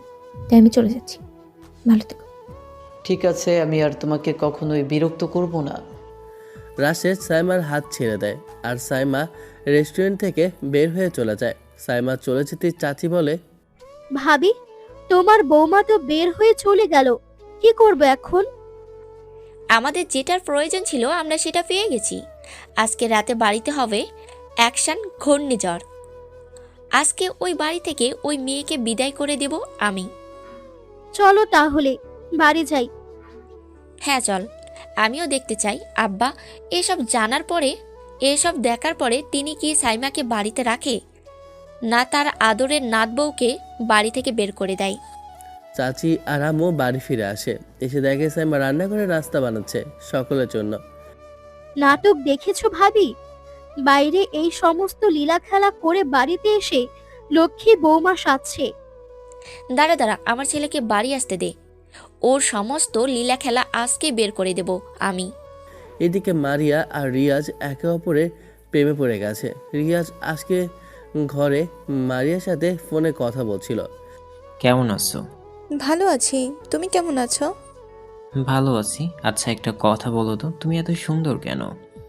কি আর করার বলো, ঈশ্বর যে আমাকে তোমার জন্য সুন্দর করে পাঠিয়েছে। তাই? আচ্ছা শোনো, আমাদের এই প্রেমের পরিণতি কি? আমিও সেটাই চিন্তা করছি, বাবা মা যদি একই পরিবারের দুটো মেয়েকে না দেয়। তাহলে আমি তোমাকে নিয়ে পালিয়ে যাব। সত্যি, কিন্তু আমি তো আমার বাবা মায়ের মত নিয়ে বিয়ে করতে চাই। আমারও তো সেটাই ইচ্ছা, কিন্তু কি যে হবে। আচ্ছা, পরের ব্যাপার পরে হবে। হ্যাঁ, তবে আমার দাদু যদি রাজি হয় তাহলে আবার বাড়ি থেকে কোনো আপত্তি থাকবে না। হ্যাঁ, তোমাদের দাদুকে তাড়াতাড়ি রাজি করাও। ঠিক সেই মুহূর্তে রিয়াজের ঘরে দাদু প্রবেশ করে। রিয়াজ দাদু ভাই, কার সাথে কথা বলছো তুমি? এই তো আমার একটা বন্ধুর সাথে দাদু। ও। রিয়াজ তাড়াতাড়ি ফোনটা কেটে দেয়। সে সময় দাদু বলে, রিয়াজ, তুমি তাড়াতাড়ি আমাদের বিজনেসে জয়েন করো তো। তুমি যদি বিজনেস জয়েন করো তাহলে আমিও তোমার একটা বিয়ে দিতে পারি। আমারও সেই রকম ইচ্ছা, তুমি শুধু একটু অপেক্ষা করো, তারপরে আমি আমাদের বিজনেসে জয়েন করব। আচ্ছা। বলে দাদু ঘর থেকে বের হয়ে চলে যায়। কিন্তু দাদু আন্দাজ করে ফেলেছে যে রিয়াজের সাথে মারের কিছু না কিছু একটা চলছে, কিন্তু সেটা তিনি কাউকে বললেন না। এদিকে সন্ধ্যাবেলা আমি ক্লান্ত হয়ে ঘরে ঢুকলাম। আমি ঘরে ঢুকতেই সাইমা আমার জন্য এক গ্লাস পানি নিয়ে আসে। এই যে নিন পানি। তুমি কখন আসলে বাড়িতে? ও সরি, আমি কাজের প্রেশারে তোমার খোঁজ নিতে ভুলে গিয়েছি। কোনো ব্যাপার না, আমি বিকালে থাকতে বের হয়ে গিয়েছিলাম। আজকে একটু কাজ ছিল তো তাই। আর আজকে তো তোমার কাজের অনেক প্রেশার ছিল, অনেক পেশেন্ট ছিল, সেই কারণে আমি আর ডিস্টার্ব করিনি তোমাকে। আচ্ছা ফ্রেশ হয়ে নিচে আসো, আমি আজকে নিজের হাতে নাস্তা বানিয়েছি। আচ্ছা ঠিক আছে, তুমি যাও, আমি ফ্রেশ হয়ে নিচে আসছি। এরপর সাইমা নিচে গিয়ে সবার জন্য রাস্তা রেডি করলো। সবাই ড্রয়িং রুমে গিয়ে বসলো। আমার বৌমা কিছু পড়ুক আর না পড়ুক, সুন্দর না রান্না করতে পারে। একবার রান্না মুখে দিলেই সারা জীবন মনে থাকে। ঠিক বলছো, অসাধারণ রান্না। দেখতে হবে না কে পছন্দ করে, বৌমা এনেছে, আমার আব্বু এনেছে, আমার আব্বুর পছন্দ অসাধারণ। হ্যাঁ, এটা ঠিক বলেছ। সাইমা এই সমস্ত কথা শুনে খুশি হচ্ছিল। সে সময় আমিও নিচে গিয়ে ড্রয়িং রুমে সবার সাথে বসি। সাইমা আমারও নাস্তা নিয়ে আসে। এটা কিন্তু তুমি ঠিক বলেছ, আমাদের বৌমার অনেক গুণ আছে, যেমন রেস্টুরেন্ট গিয়ে বন্ধুর সাথে হাত ধরে কথা বলা। এসব কি ধরনের কথা? ঠিকই তো বলছে ভাবি। আমরা আজকে নিজের চোখে সাইমাকে দেখেছি পর পুরুষের সাথে গা ঘেঁষে কথা বলতে। সাইমা ওদের কথা শুনে প্রচণ্ড ঘাবড়ে যায়। আমিও রাস্তা খেতে খেতে হঠাৎ ওদের কথা শুনে চমকে যাই। এইসব কি বলছো বৌমা? আমি একদম ঠিক বলছি আব্বু। আমাদের কাছে প্রমাণ আছে। তাই নাকি? কি প্রমাণ আছে দেখি? অবশ্যই। বলে আম্মু তার ফোন থেকে ছবি সবাইকে দেখায়। যে ছবিতে স্পষ্ট দেখা যাচ্ছে যে সাইমার সাথে একটা ছেলে বসে আছে, আর সেই ছেলে সাইমার হাত ধরে আছে। এসবের মানে কি নাথ বৌমা? আসলে দাদু, এটা আমার পুরনো বন্ধু। এটা তোমার কোন পুরানো বন্ধু যার সাথে দেখা করার জন্য তুমি তাড়াতাড়ি হসপিটাল থেকে বের হয়ে চলে এসেছো? পুরনো বন্ধু না, অন্য কিছু, যেভাবে তোমরা হেসে হেসে কথা বলছিলে। হ্যাঁ তাই তো, হাসতে হাসতে গড়াগড়ি খেয়ে যাচ্ছিল। ওনারা এইভাবে মিথ্যে কথা কেন বলছে? আমরা তো ওখানে স্বাভাবিকভাবেই কথা বলেছিলাম, ওনারা সব কথা এত বাড়িয়ে কেন বলছে? সাইমার চোখ দিয়ে পানি পড়তে থাকে। দেখেছেন তো বাবা, আপনার গুণধর নাতবউর কাহিনী, বাইরে গিয়ে কি না কি করে আসে। সি, আপনি পছন্দ করে মেয়ে এনেছিলেন, দেখুন আপনার পছন্দ করা মেয়ের কি গুণ। হ্যাঁ, আমরা তো তা দেখে অবাক হয়ে গিয়েছিলাম। সাইমা, তুমি এভাবে আমার সম্মান ডোবালে সবার সামনে? আমি ওদের কথা শুনে সেখানে সহ্য করতে না পেরে ঘরে চলে এলাম। আর এসে চিন্তা করতে লাগলাম সাইমার সমস্ত অবহেলা আমার প্রতি। আমি জানালার নিচে বসে রইলাম। এরপর সাইমাও আমার পেছন পেছন আমার ঘরে চলে এলো। ও যে এসেছে আমি বুঝতেই পারিনি। এসে আমার পাশে বসে পড়ল। আমার মনে হয় আপনাকে সমস্ত কথা বলে দেওয়া উচিত। বলো, শুনছি। আপনার জীবনে কখনো প্রেম আসেনি? না, দাদুর ভয়ে কোনোদিন প্রেম করিনি। কারণ আমি যে মেয়েকেই ভালোবাসি না কেন, দাদু তার সাথে আমার কখনোই বিয়ে দেবে না। তাই ধোঁকা খাওয়ার ভয়ে কোনোদিন সম্পর্কে জড়ায়নি। কিন্তু তুমি তো প্রেম করেছো। হ্যাঁ, আমার জীবনে একবার প্রেম এসেছে। যখন কলেজে ছিলাম তখন রাশেদের সাথে আমার পরিচয় হয়। 2 বছর আমাদের সম্পর্ক ছিল, খুব ভালোই ছিল। কিন্তু একদিন হঠাৎ বাবার হার্টের রোগ ধরা পড়ে।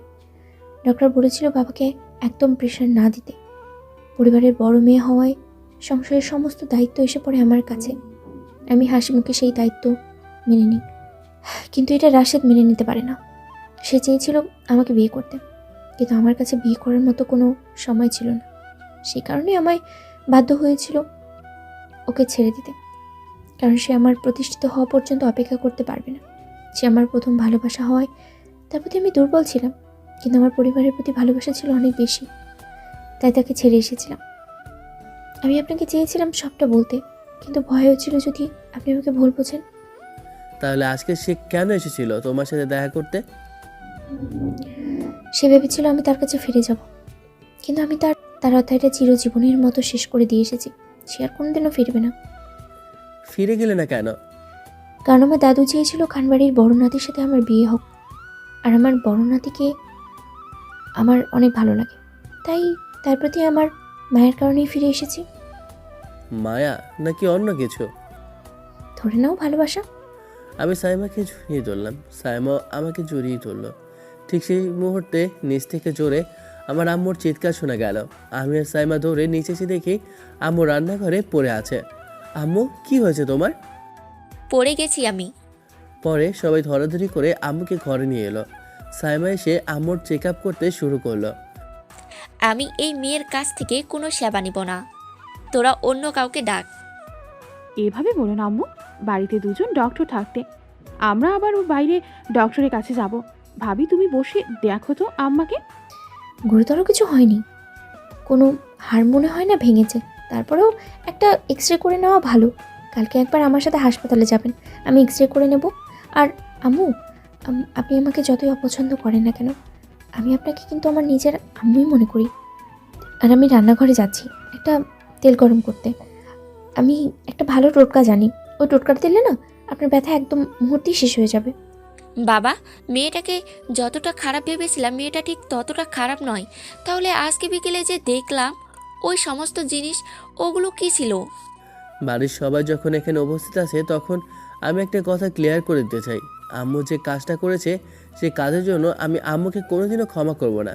তবে কাজটা করেই ভালো করেছে। আসলে বিকেলে সাইমা ওর একটা পুরনো বন্ধুর সাথে দেখা করেছিল, আর কথায় কথায় বন্ধু তার হাত ধরেছিল, সেটারই ছবি আম্মু তুলেছে। এই বিষয় নিয়ে আর যেন কোনো পারাবারি করতে আমি না দেখি। ঠিক আছে। আমার ভাবতে লজ্জা হচ্ছে তোমরা দুইজন এই মেয়েটাকে খারাপ প্রমাণ করার জন্য কতটা নিচে নেমে গেছো। দাদু, থামো, আর ভালো লাগছে না এই প্রসঙ্গে কথা বলতে। আমার কথা শুনে সবাই ঘর থেকে বের হয়ে চলে গেল। সাইমা তার গরম করে তেল এনে আম্মুর কোমরে মালিশ করে দিতে লাগলো। সে সময় আম্মু বলল, তোমার কিছু বলার থাকলে বলতে পারো। আমার কোনো কিছু বলার নেই আম্মু, আপনার যেটা ঠিক মনে হয়েছে সেটাই আপনি করেছেন, কিন্তু আমার মনে হয় আপনার ভাবনা ভুল ছিল।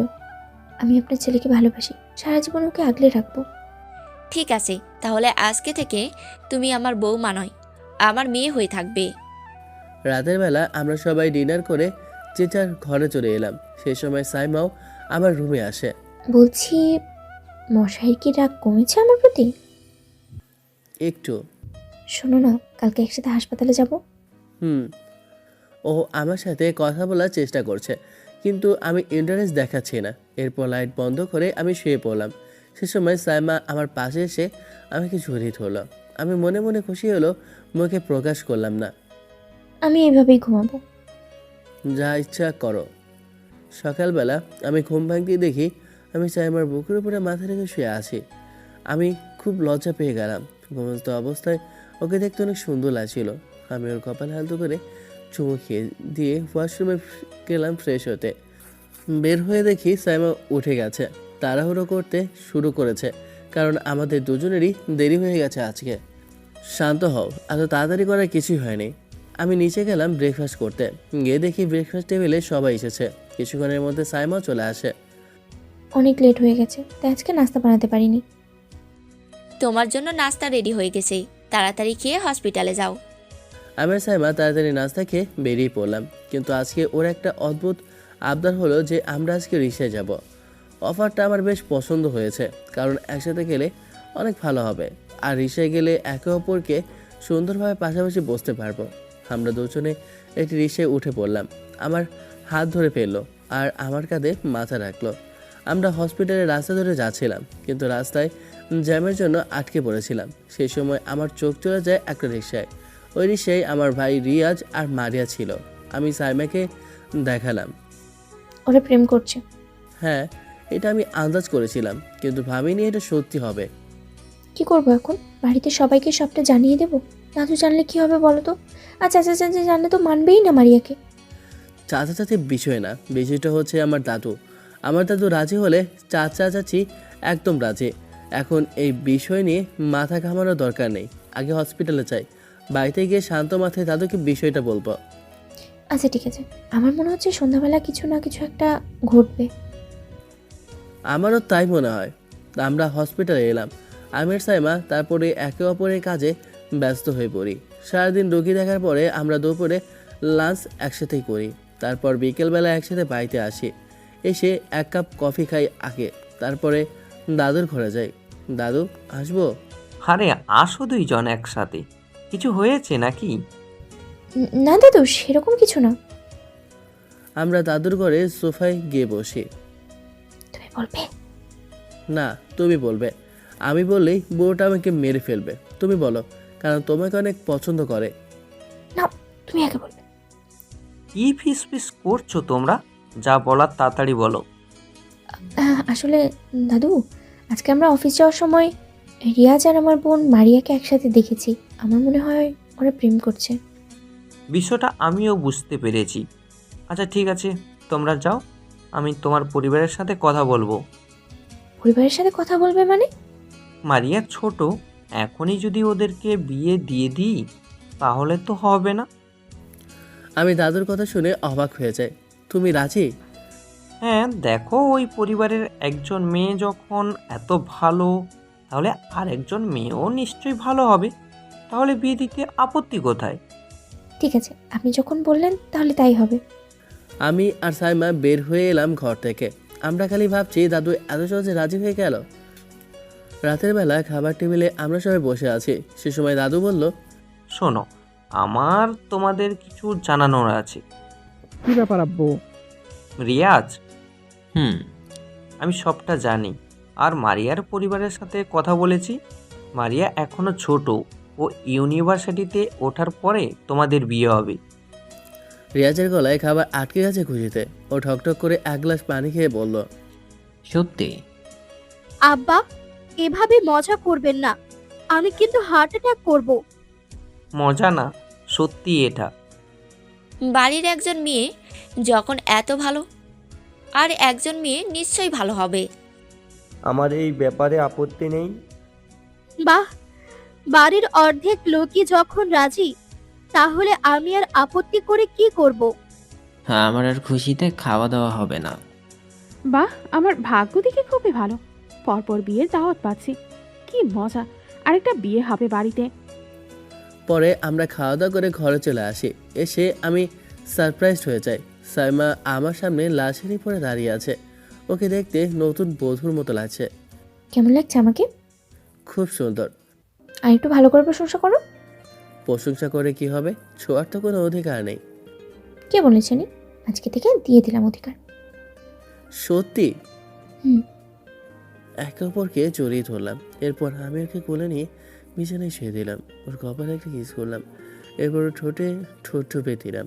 এরপর ওর গলায় মুখ ডুবে দিলাম। সেই রাতে আমাদের প্রেম, আমাদের ভালোবাসা পূর্ণতা পেল। আমার প্রতি তোমার আর কোনো অভিযোগ নেই? না না, তোমাকে বলা হয়নি। আমি তোমাকে ভালোবাসি।